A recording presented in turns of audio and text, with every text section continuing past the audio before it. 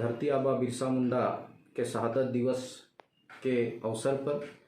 देशवासियों को जय बिरसा, जोहार, आपकी जय, जय सेवा, जय मुठवा। आज सुबह से ही हम देख रहे हैं कि क्रांति सूर्य बिरसा मुंडा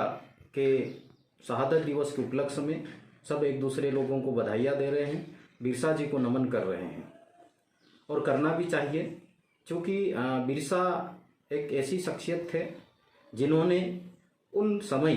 देश जब गुलाम था तब अपने विचारों से और अपनी संगठन की शक्ति से और जो अपने एक जादुई नेतृत्व था उसके द्वारा अंग्रेज़ों से लड़ाई लड़ी, अन्याय के खिलाफ लड़ाई लड़ी, अत्याचार के खिलाफ लड़ाई लड़ी, गरीब असहाय के लिए लड़ाई लड़ी और वैचारिक बदलाव के लिए एक वैचारिक आंदोलन प्रारंभ किया। आज उनके आंदोलन की जो प्रासंगिकता है वो बहुत अहमियत रखती है। एक बात तो जो देशवासियों से हम अपील करना चाहेंगे कि इस देश में जो देश के लिए न्यौछावर हुए, देश के लिए जो लड़ाई लड़े और देश की आज़ादी के लिए अपने प्राण त्याग दिए, उसमें कहीं ना कहीं इतिहास में अन्याय हुआ है। चाहे टंट्या भील की बात करें, बिरसा मुंडा की बात करें, चांद भैरव की बात करें, सिद्धू कान्हू की बात करें, तमाम जितने भी आदिवासियों के महापुरुष रहे हैं, क्रांतिकारी रहे हैं, स्वतंत्रता संग्राम सेनानी रहे हैं, उन्हें इतिहास में पर्याप्त स्थान नहीं दिया गया है। लेकिन आज के इन हालातों में जब आदिवासी समाज का यूथ, नवयुवक और युवतियाँ पढ़ लिख कर हमारे समाज के इतिहास को ढूंढ रहे हैं, इतिहास को खंगाल रहे हैं और जो वास्तविकता है वो दुनिया के सामने लाने का प्रयास कर रहे हैं। आज कोविड-19 के जो प्रोटोकॉल चल रहा है, देश में लॉकडाउन है, इस वजह से हर वर्ष की तरह इस वर्ष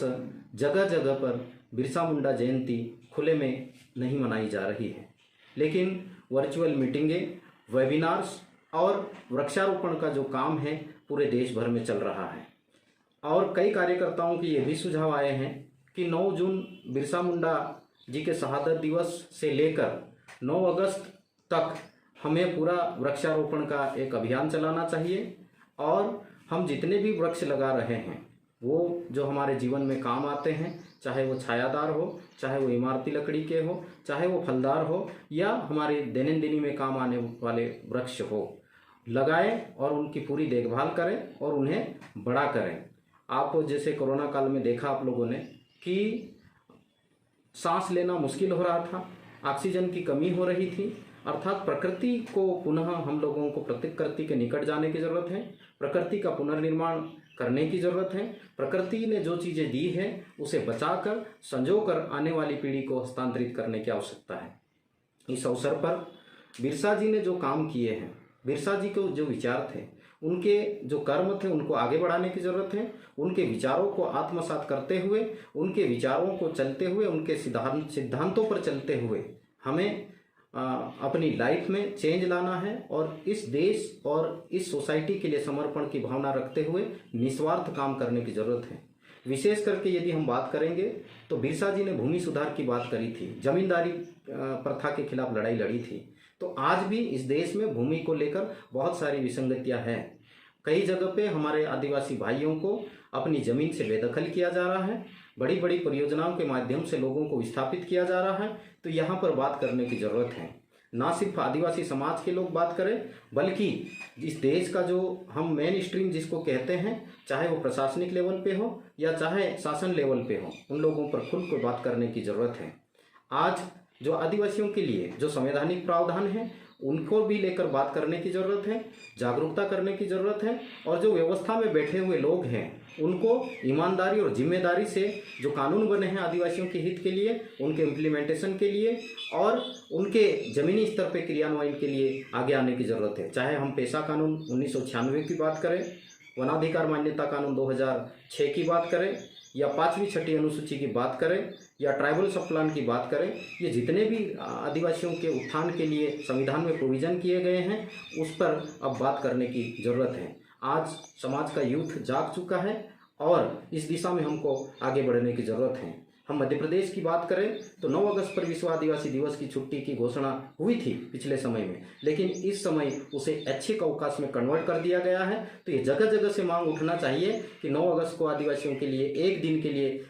छुट्टी की घोषणा होना चाहिए। फिर हम यदि बड़े लेवल की बात करें तो संविधान में जो जयपाल सिंह मुंडा जी ने बात उठाई थी संविधान सभा में कि आदिवासियों के लिए जो शब्द है वो इंडिजीनियस शब्द का उपयोग किया जाए, तो आज संविधान में संशोधन करने की जरूरत है। संविधान में अनुसूचित जनजाति शब्द जहां जहां पर भी लिखा है उस स्थान पर आदिवासी शब्द जोड़े जाने की मांग पूरे देश भर में उठना चाहिए। फिर जो भी जल जंगल जमीन की बात, जल जंगल जमीन की जो लड़ाई की बात बिरसा ने चालू की थी, आज के यूथ को इस दिशा में आगे बढ़ने की जरूरत है और समाज में स्वावलंबन के लिए, समाज में शिक्षा के लिए, समाज में हेल्थ के लिए समाज का जो यूथ है उसको आगे आने की जरूरत है। हम बेरोजगारी की बात कर रहे हैं और वास्तव में अर्थव्यवस्था के पास में विकल्प नहीं है, लेकिन हमारे पास में और वैसे भी ट्राइबल जो है आज की तारीख में इस देश में सबसे रिच कम्युनिटी है, उसके पास में नेचुरल रिसोर्सेस है, उसके पास में जल है, जंगल है, जमीन है,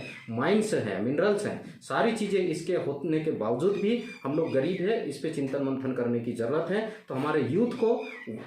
उस जे सरकारी नौकरियों के पीछे न भागते हुए अपने खुद का स्वावलंबन खड़ा करने के लिए अपने इलाके में क्या क्या विकल्प हो सकते हैं उसमें सोचने की और उसमें आगे बढ़ने की, उसमें कुछ नया करने की। हमारे खेती की बात हो या हमारे आसपास के इलाके से जो भी प्रोडक्ट निकलते हैं उसको सीधे सीधे बेचने की बजाय प्रोसेस करके मार्केट में ले जाने की ज़रूरत है। इस दिशा में यूथ आगे बढ़ेगा। मैं एक बार पुनः अंत में बिरसा मुंडा जी के शहादत दिवस के उपलक्ष्य में देशवासियों को बधाई देता हूं, शुभकामना देता हूं और बिरसा जी के विचारों पर चलने की अपील करता हूं। उनके बचे हुए उनने जो आंदोलन चालू किया था उस आंदोलन को आगे बढ़ाने की अपील करता हूं और सत सत नमन करता हूं।